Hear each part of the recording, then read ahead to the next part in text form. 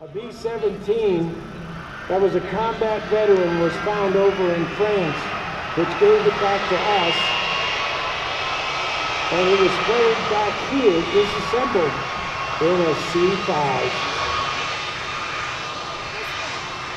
They took her apart, and they said, let's get this baby loaded. They brought her back here. Not only did they bring her back here, they restored her here.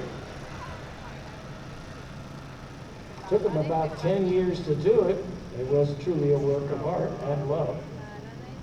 And then it was flown out to Wright-Patterson Air Force Base. The airplane, shoo, baby.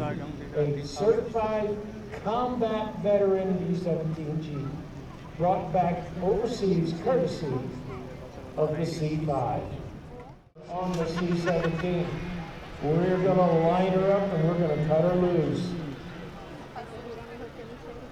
It's my pleasure this afternoon to describe to you today's flight demonstration by America's premier airlifter, the Boeing C-17 Globemaster III, the aircraft that ensures rapid global mobility for America. The aircraft will take off performing a maximum climb angle, demonstrating its impressive power and the ability to depart an airport where enemy resistance is suspected. With a departure climb angle of just over 25 degrees nose up, the aircraft will reach over 1,500 feet before crossing the departure end of the runway on the takeoff goal, the C-17 Globemaster III.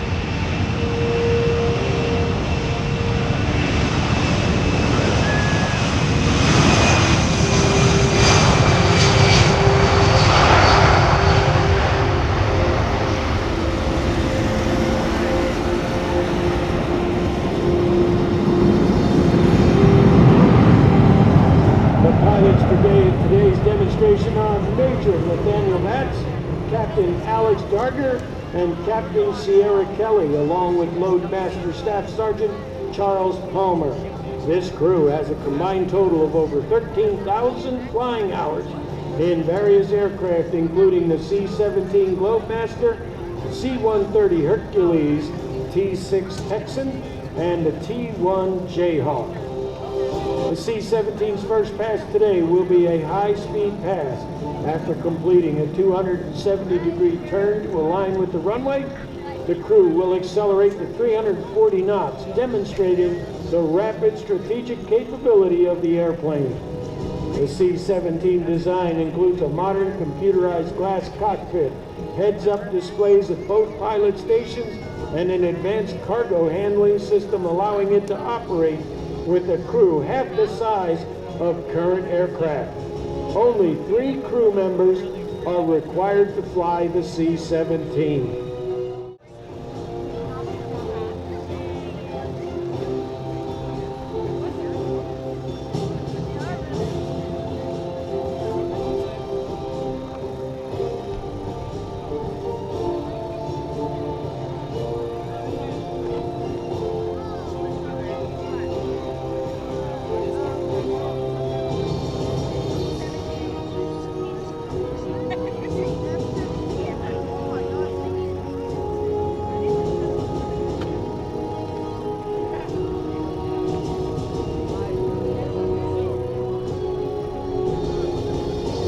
Notice how quiet the C-17 is while passing show center.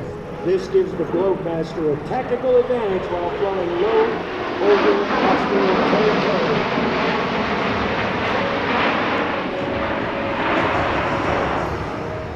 The C-17 provides a direct delivery capability that combines the intercontinental cargo carrying capabilities of large aircraft such as the C-5 Galaxy with the short runway capability of the much smaller C-130 Hercules. It can routinely land on runways only 3,500 feet long. This amount of cargo is 2,400 nautical miles. However, the C-17 can reach anywhere in the world non-stop using its air refueling capability.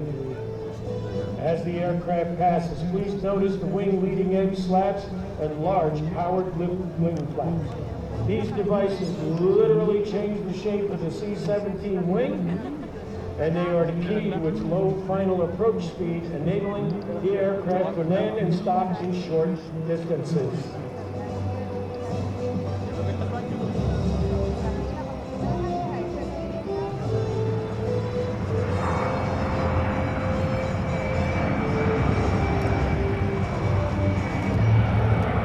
Ladies and gentlemen, the slow flyby races of the C-17.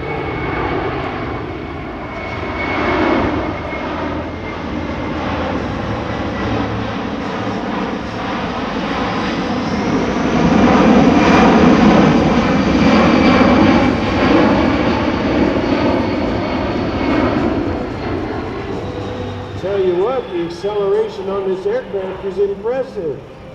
The C-17 will now maneuver to show its ability to fly at slow speeds and demonstrate its advanced aerodynamics in action. The aircraft is performing a series of steep bank turns to maneuver for a low-speed pass and circle over the airfield.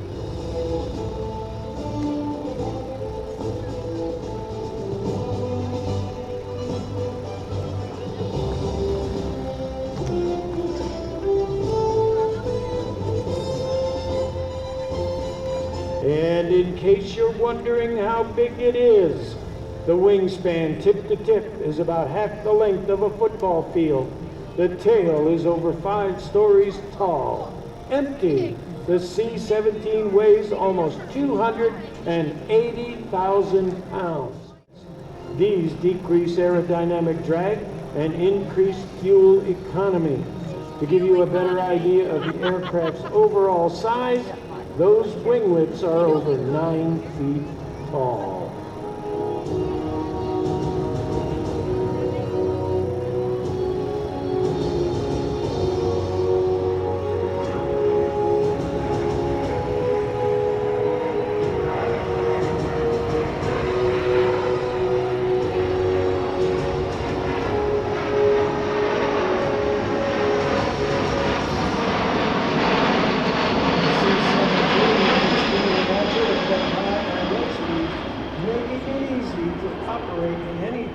Situation, including the combat delivery capability of paratrooper or heavy equipment airdrop.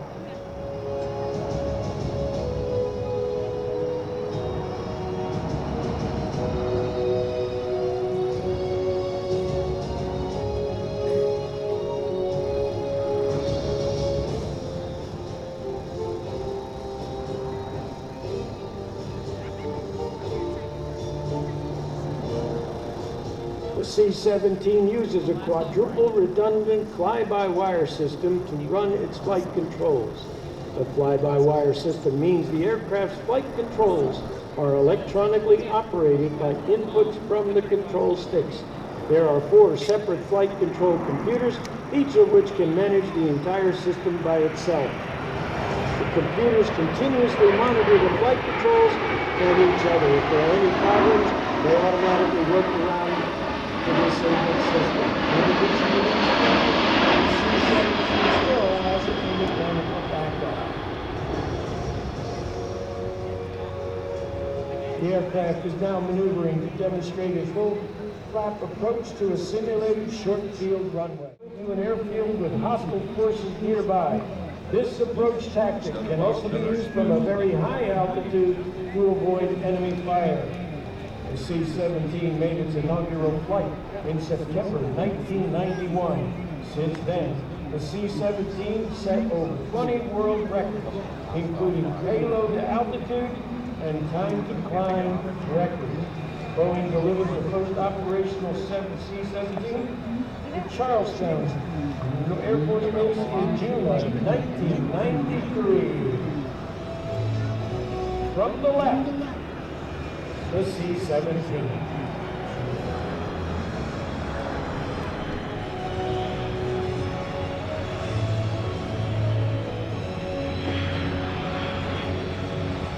Now the crew will demonstrate the very short landing distance of the C-17 using only 1,500 feet.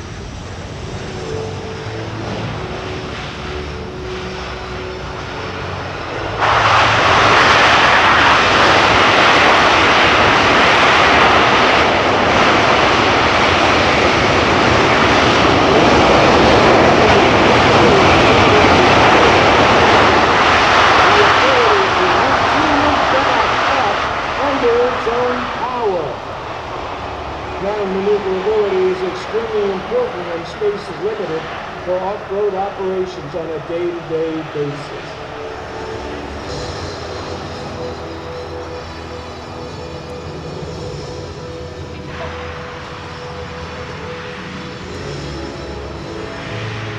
All the maneuvers you have seen here today are representative of those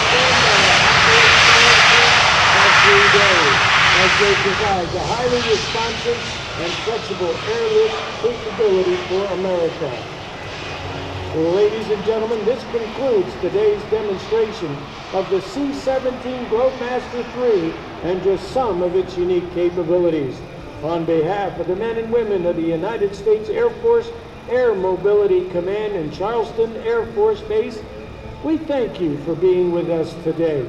We hope you enjoyed this brief look at the C-17 Globemaster III, the United States Air Force's core airlifter and workhorse, providing rapid global mobility for America today and tomorrow and into the 21st century.